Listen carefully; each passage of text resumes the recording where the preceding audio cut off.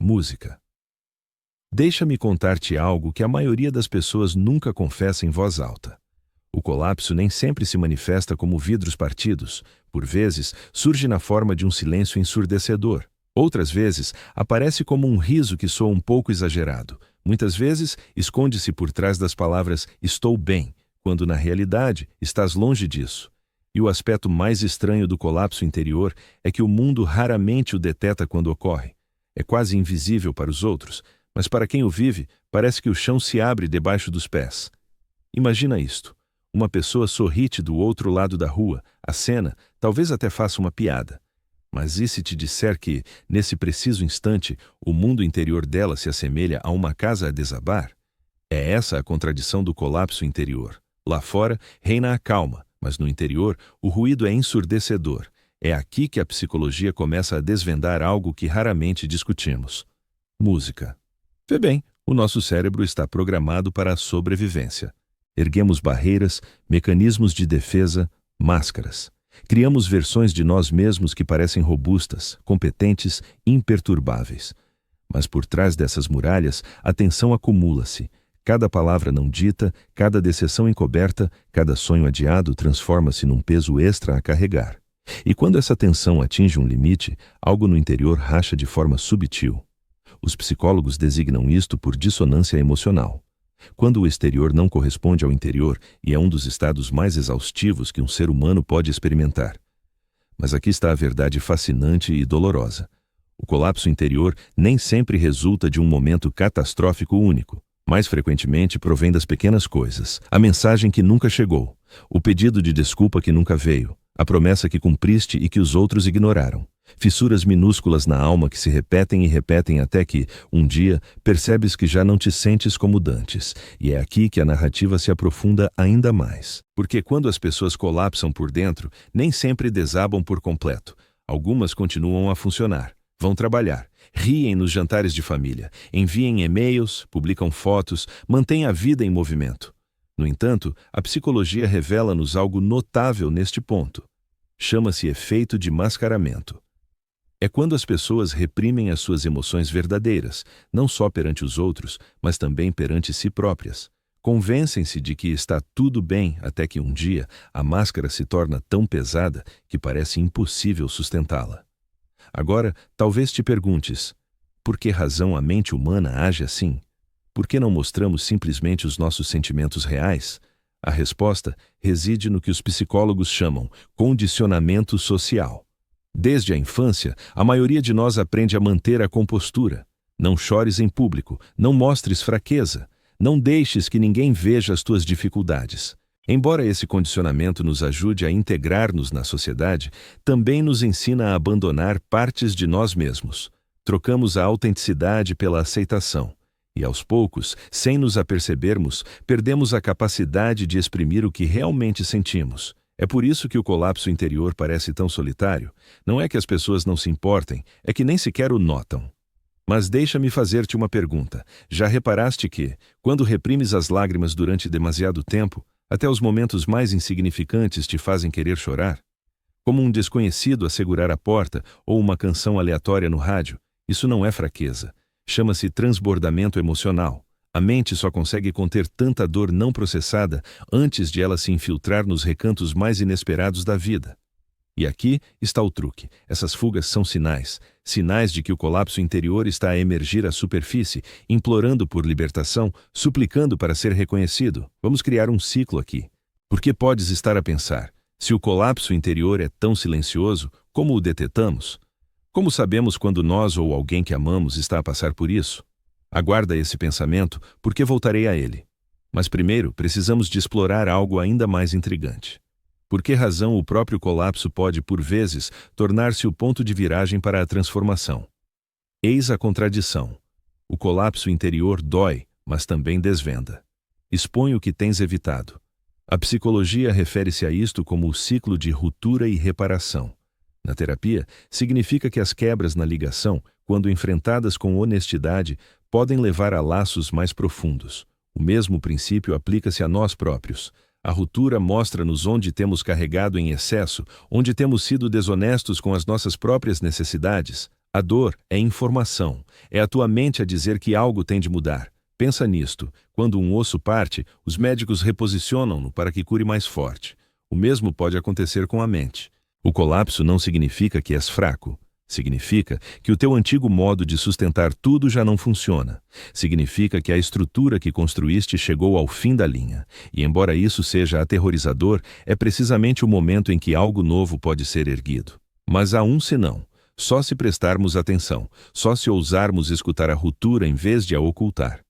Agora, regressemos àquela pergunta anterior. Como reconhecemos os sinais do colapso interior? A psicologia fornece pistas. Um desinteresse repentino por coisas que outrora importavam. Uma P. Um sentimento persistente de vazio, irritabilidade que parece exagerada, dificuldades para dormir ou, pelo contrário, dormir em excesso. Sinais súbitos, mas que no conjunto traçam um retrato claro. E se te reconheces em algum destes, para um pouco. Respira fundo.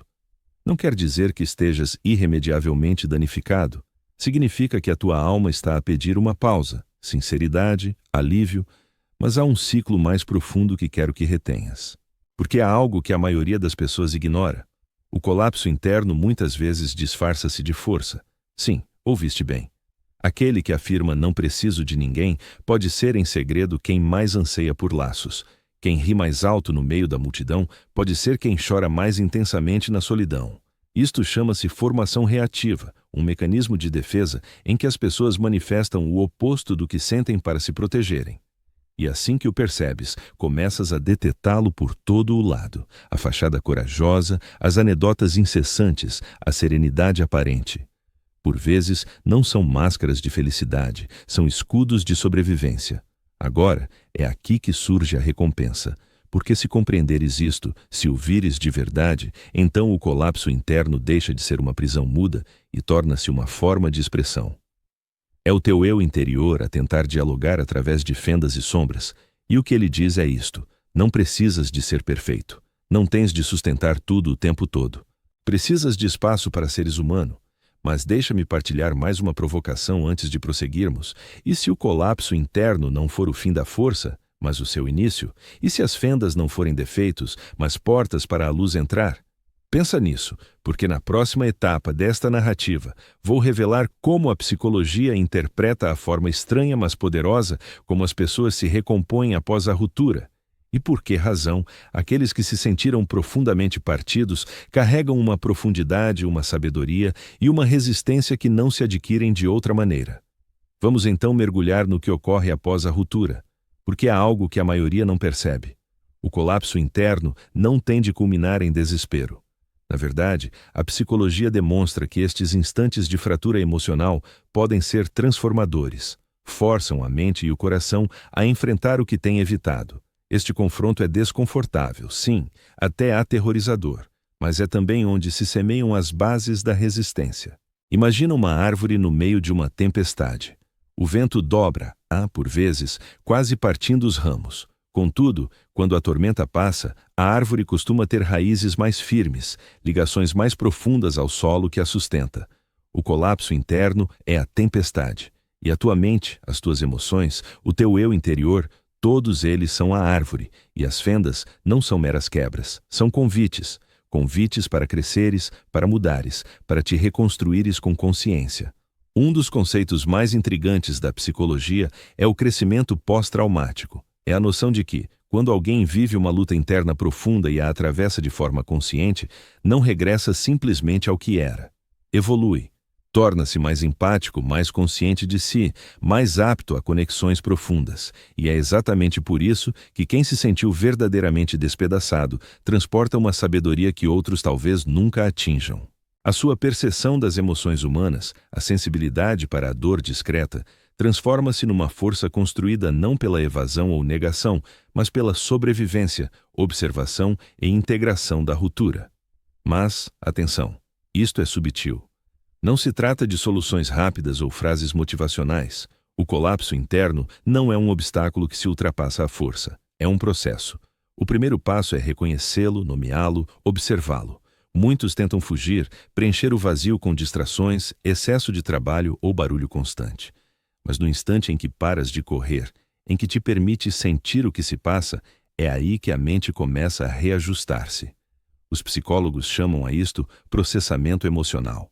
O processamento emocional não implica chorar em público ou contar a história ao mundo inteiro. Significa dar-te licença para vivenciares a emoção por completo, em privado ou com alguém de confiança. Escrevê-la, refletir sobre ela, compreender os gatilhos, as origens e os padrões.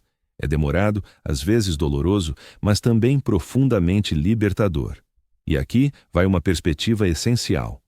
O cérebro humano está naturalmente equipado para curar emocionalmente.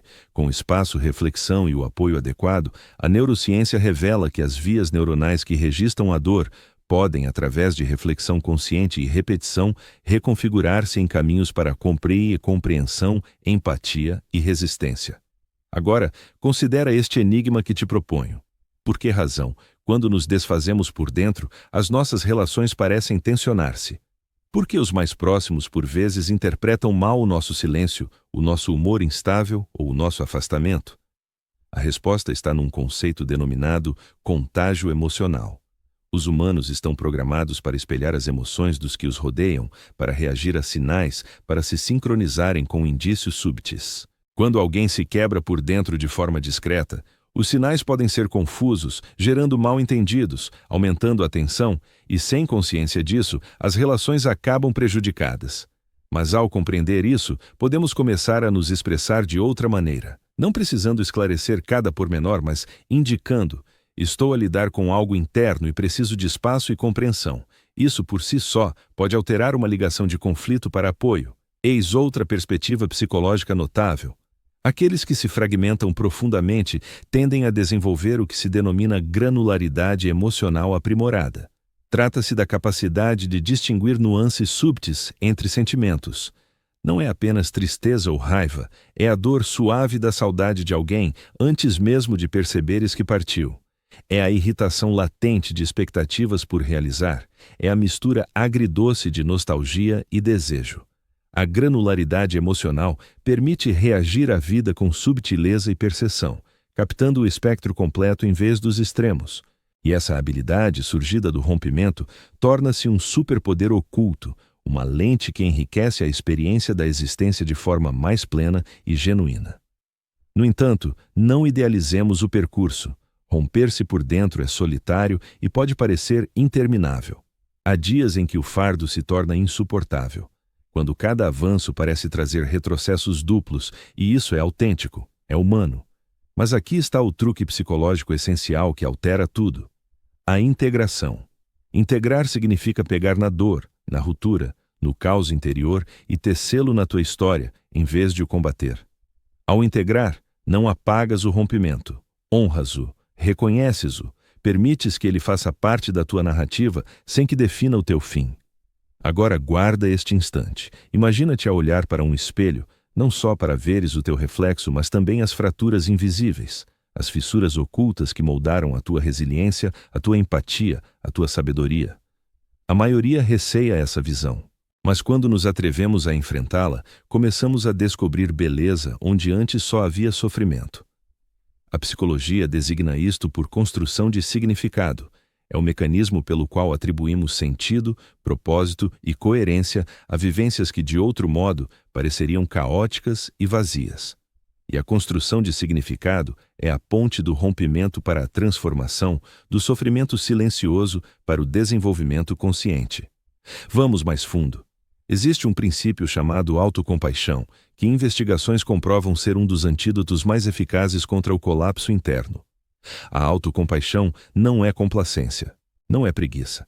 É tratar-te com a mesma gentileza, paciência e empatia que oferecerias a alguém que amas profundamente.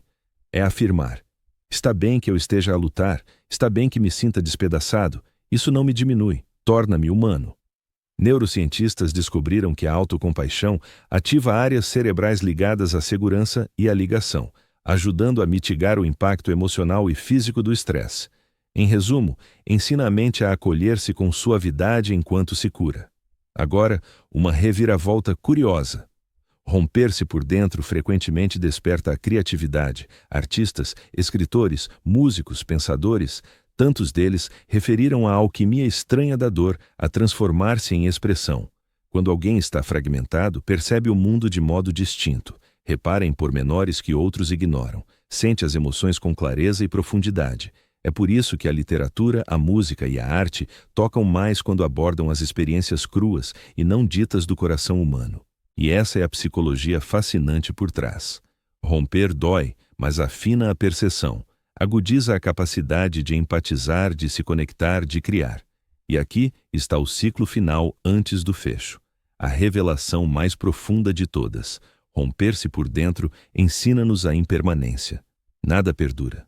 Alegria, dor, luto, felicidade, tudo flui, tudo se altera. Quando nos rompemos, vislumbramos a fragilidade da existência.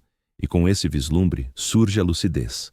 Começamos a valorizar os instantes efêmeros, a notar a beleza no cotidiano, a aproximarmos-nos dos outros com delicadeza e tolerância. Essa consciência não elimina a luta, mas eleva-a a algo sagrado, algo profundamente humano. O que levamos disto tudo? Romper-se por dentro não é um fracasso, é um sinal, é um mestre. É uma passagem pela qual a psique humana pode evoluir, alargar-se e aprofundar-se. E o aspecto extraordinário deste processo é a sua universalidade. Todo o ser humano transporta o potencial para a ruptura. Todo o ser humano transporta o potencial para o crescimento. A diferença reside em se reconhecermos o rompimento, escutarmos a sua lição e nos permitirmos ser transformados por ele. Termino com um pensamento para levares contigo. As fendas no teu coração, as rupturas silenciosas, a dor escondida, não são fraquezas, são o contorno da pessoa que estás a tornar-te. São prova de que sobreviveste, de que sentiste intensamente, de que viveste. E se cuidas delas, se tratar essas fissuras com consciência, empatia e bravura, talvez encontre algo verdadeiramente notável. O abismo da sua dor transforma-se no abismo da sua perspicácia.